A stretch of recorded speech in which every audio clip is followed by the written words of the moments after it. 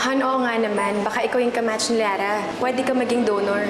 Panginoon, nagmamakaawa ho ako. Huwag niyong kukunin si Lara. Siya lang ho ang nagpapasaya sa akin.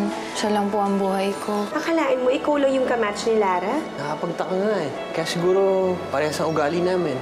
Meron lang sana akong itatanong sa'yo. Paano mo nalaman na magkamatch ng dugo si Leandro at saka si Lara? Nagmakasakali lang ho ako. Hindi ka ba nagtataka, Leandro? Na kung bakit sa dinami-dami ng tao, ikaw ang kamatch ni Lara ng dugo? Bessie, ang dugo 4 na klase. Kaya hindi malayo na, siyempre, magkapareho kami. Leandro! Ano problema? Napanaginipan ko si Lizzie. May masamang nangyari sa kanya. Daddy, sige na, please. Gusto ko lang naman talaga makita si Larry. Sige. Paig na ako. Lizzie! Tulungan niyo kami! Tulong! Asan na si Leandro at saka si Punta Lizzie? lang ng mall sandali. Babalik naman daw sila kagad eh. Ito namang si Leandro. Ayaw na ayaw kung nagdedesisyon siya nang hindi ko alam. Leandro, nasa na ba kayo? Nag-umpisa na yung event? Nabaril siya ng ligaw na bale! Ha? Bakit? Ano nangyari kay Lizzie? Nay, okay na pong pakiramdam ko. Pwede na po kita ipag-igip ulit ng tubig. Ay, naku anak. Tsaka na yung pag-igib mo ng tubig, kaya na ng nanay yun. Ang gusto kong intindihin mo ay magpagaling ka. Yun lang. Siya nga pala, binili kayo ni Esper ng kulambo. Para daw hindi nakagatin ng lamok si Lara. Ako naman, pag sumweldo, ibibili kita ng electric fan. Okay? Bukas, pwede rin pa kayo nabas ang anak mo, ha? At ito yung mga gamot at mga listahan ng dapat Salamat gawin po. pagdating sa bahay, okay? Sige po, una na muna kami. Maraming salamat. Oh, parang ayaw mo pang umuwi ah. Gusto po, pero kung uuwi na po ako bukas, paano po ako mabibisita ni Lizzie? Kailan po kaya babalik sila?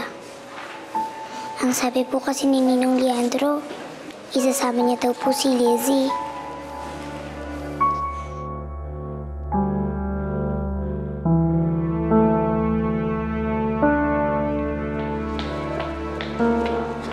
Nasaan si Lizzie? Nasaan ang anak ko? Dali mo pumasok! Kasalanan mo lahat to eh! Di ba sinabi ko sa'yo huwag mo siyang dadalhin sa Maynila? Tingnan mo tuloy yung nangyari dahil naging mapilit ka! Sorry. Patawarin mo ako, naningat lang ako eh.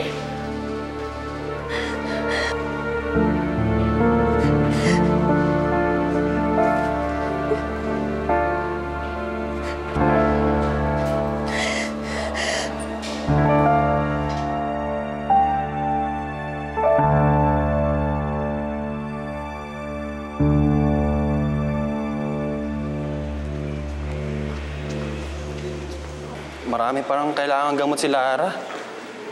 Mukhang mahal din tong mga to.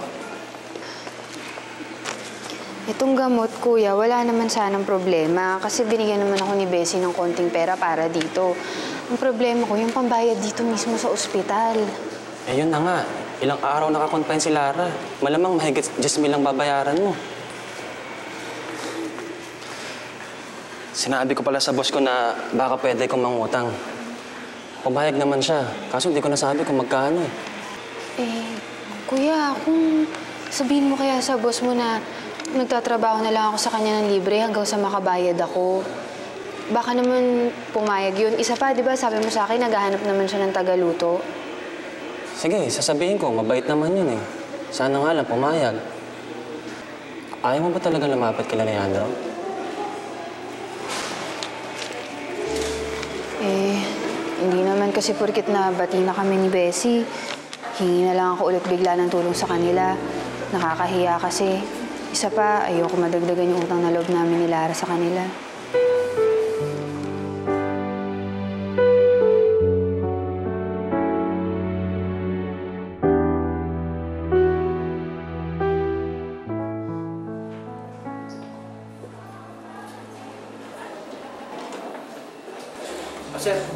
Sir, ano po ang lumabas sa investigasyon? Nahuli na po ba yung nakabaril sa anak ko? Sir, napatayo sila lahat sa enkwentro kanina. At ang balang tumama sa anak niyo ay positive po na galing po sa baril ng mga holdapper.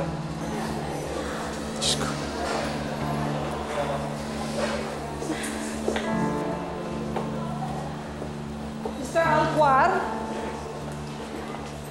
Ako ang nanay ng bating na baril. Ano kong balita sa kanya? Natanggal na ang bala na tumama sa bata. ligtas na po ba siya? Unfortunately, tinamaan siya sa ulo. Pero ligtas na po siya, di ba? Masela ng kondisyon ng bata. Mrs. Alquar, Mr. Alquar, comatose po ang anak ninyo.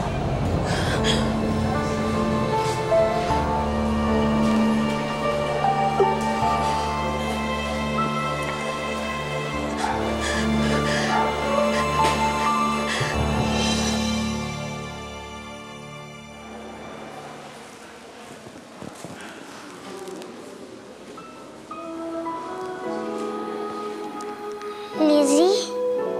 Nandito ka na?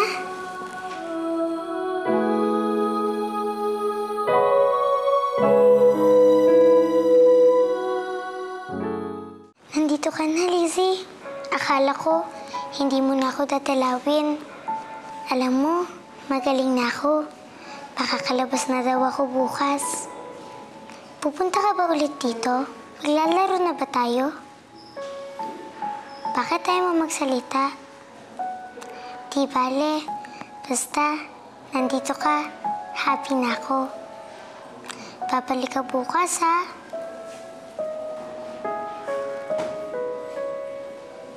Ayan, nag-promise din ako na hihintayin kita. Kamusta ka na nga pala? Kasama mo ba si Ninang Bessie?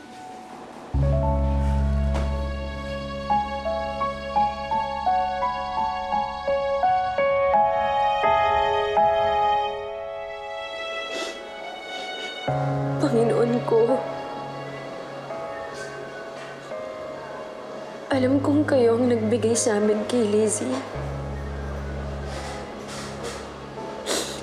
Kayo lang din po ang may karapatang kunin siya.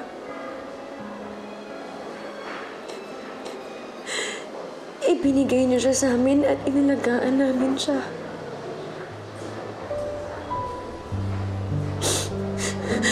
Huwag niyo naman po siyang kunin sa akin.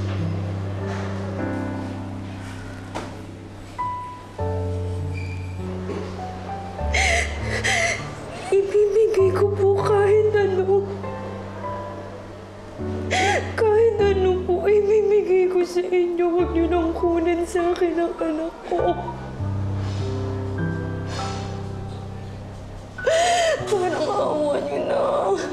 Parang awa niyo na. Huwag niyo nang pong kunin sa akin si Lizzie.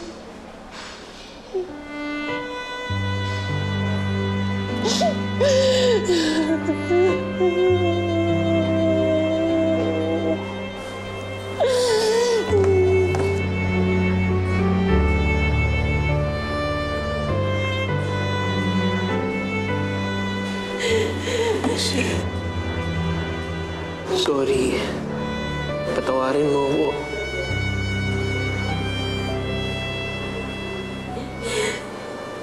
Ayoko na munang marinig yan, Leandro. Pwede bang ipagdasal mo na lang muna ang anak natin?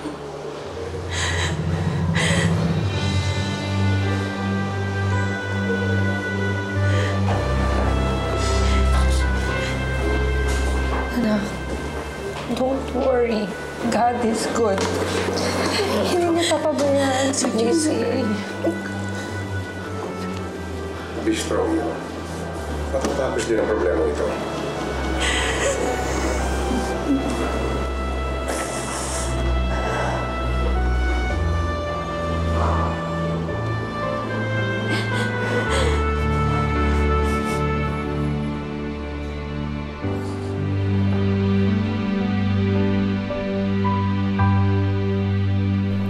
Maalis na ako, marami pa akong gagawin eh. Babalik na lang ako bukas. Sige, kuya, balitaan mo ko kung ano yung sabi ng boss mo. Salamat. Janela, alam mo na ba? Makakalabas na ng ospital bukas si Lara. Talaga? Oo. Good news naman pala yung aabutan ko dito eh. Alam mo ba ka sa restaurant? Nakunuknukan ng bad news. Bakit naman? Kasi si Lizzie eh. Nabaril daw. Ha?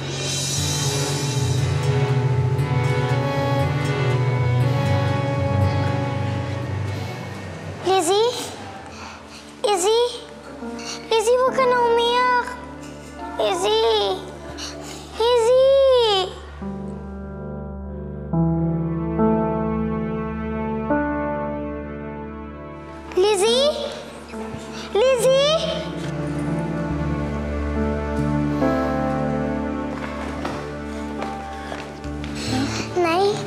Si Lizzie po. Dumaan po kasi siya dito. Kaso bigla po siyang umiyak.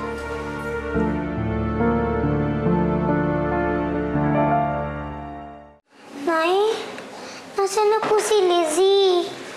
Umiyak na naman po siya. Baka nagalit na naman po siya sa akin. Anak, kasi dapat pupuntahan ka sana ni Lizzie. Kaya lang hindi kasi siya nakarating dito. Hindi sila nakarating ng Ninong Leandro mo. Hindi po, nandito po talaga siya. Nag-usap pa kami. Lara, anak, may masama kasi nangyari kay Lizzie. Kaya hindi mo na siya makakabisita sa'yo sa ngayon. Ano po nangyari sa kanya? Lara, na-aksidente kasi si Lizzie eh. Pero huwag ka mag-alala kasi pag magaling ka na, pag nakalabas ka na dito, pupuntahan agad natin siya, ha? Nay, Yes, anak? pwede po ba ngayon na tayo lumabas ng ospital? Para makita ko na po agad si Lizzie? Para malaman ko lang po kung okay na siya. Hindi ka pa kasi magaling, anak. Ganito na lang, no? Ako na lang muna, si nanay na lang muna ang pupunta kanila Ninang Bessie mo. Ako na muna ang dadalaw kay Lizzie para sa'yo. Pagkatapos ikaw, anak, dito ka na lang muna kasama yung ninang mo, no? Ninang Janela mo. Tapos bukas, kapag ka magaling ka na, sasama ka na sa akin sa pagdalaw kay Lizzie. Nay, sige po. Pakibigay na lang po yung kahit sa kanya.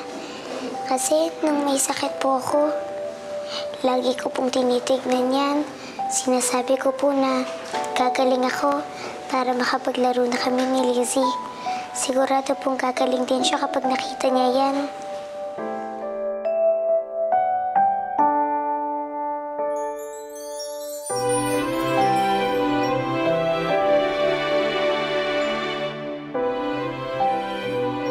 Ma, kasalanan ko to eh.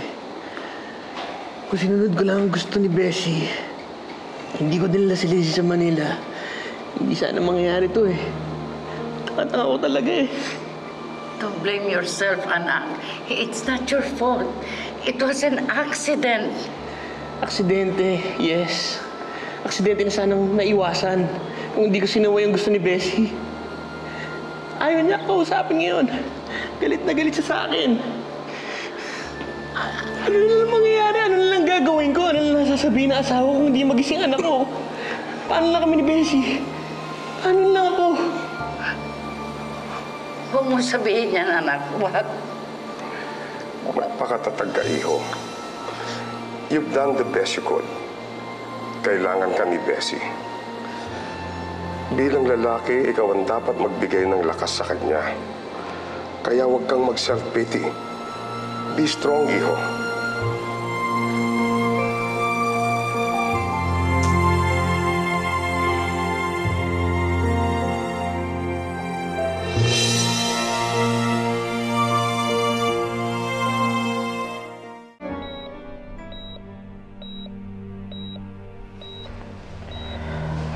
Bessie?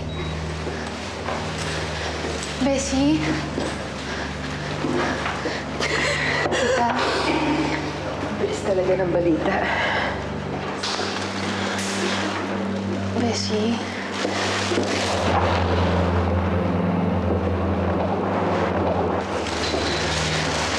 Sinabi sa akin ni Janela. Bessie, malalampasan mo to.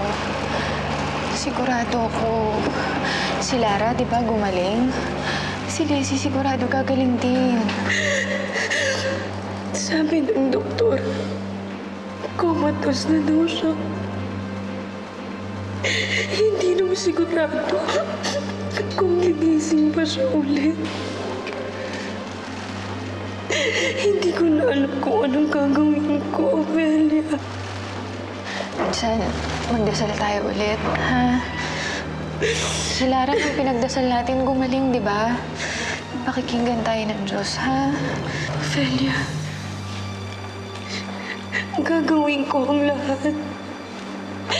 Ibibigay ko ang lahat. Kumalik lang ang anak ko. Gumising lang siya ulit.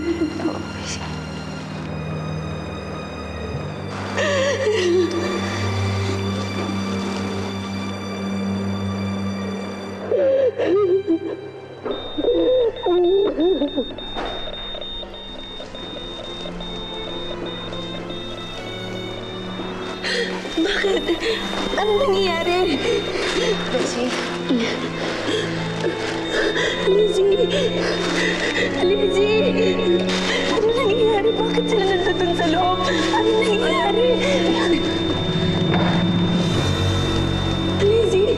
Lizzie, anak ko! Lizzie! Bakit tinaganay si Lizzie? Bakit ano nangyayari? Tita? Lizzie! Lizzie! Lizzie! Lizzie, anak ko, gising ka!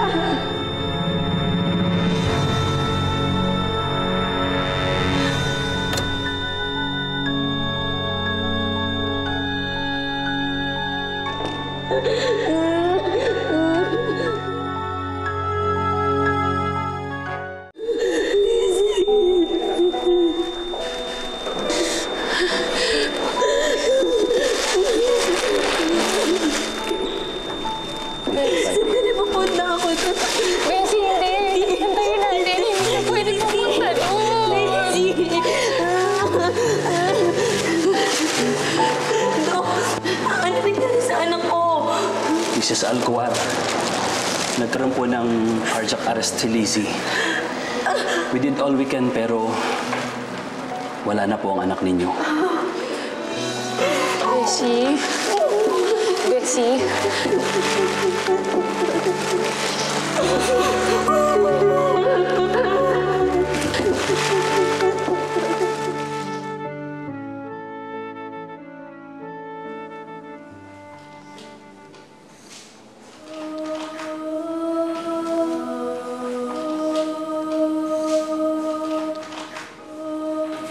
Mami, Lara.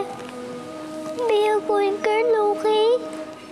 Pasayin mo si Ninang Ophelia. Pati na rin si Mami and Daddy. Mamimiss kita.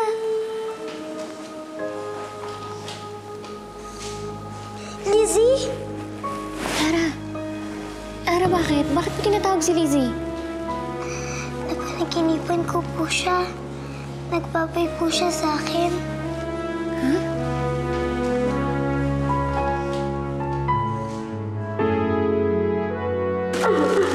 Hindi totoo yan. Hindi. Hindi. Gisingin niyo yung anak ko. Gisingin niyo yung anak ko. Hindi.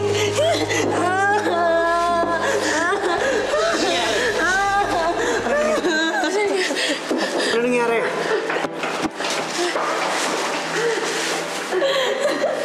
Kasalanan mo to eh. Kasalanan mo kung bakit napatay ang anak ko.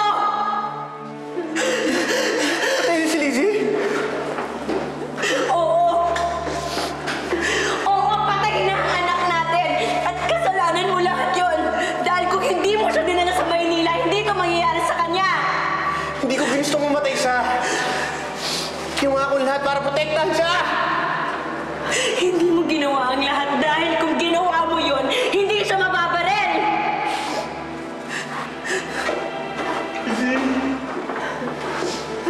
Kulang ni Andrew. Kulang na kulang.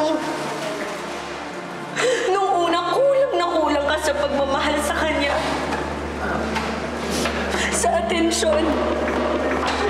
Tapos ngayon, nagkulang ka naman sa pagbabantay.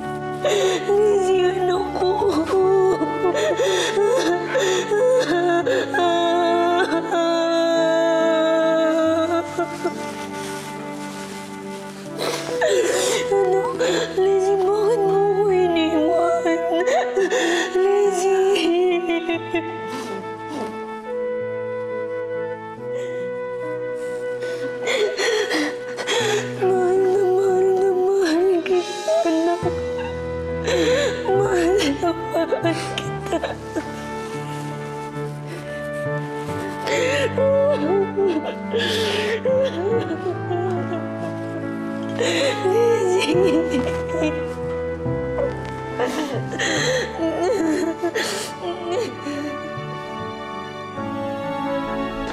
kang puso! Kinuha mo sa akin ang anak ko! Siya na nga lang ang meron ako, kinuha ka! Nabigay niyo po ba yung saranggola kay Lizzie? Anak, I'm sorry. Anak, patay na siya eh. Sa sitwasyon ninyo ngayon, di ba dapat magtulungan kayo? Tama si Bessie, Luisa. It's Leandro's fault. Nawalan din kami ng apo. Pero marami kang apo sa iba mong mga anak, Luisa. Pero ako, isa lang si Lizzie. Kaya pwede bang hayaan mo na kami magalit sa anak mo? Ophelia? Andrew.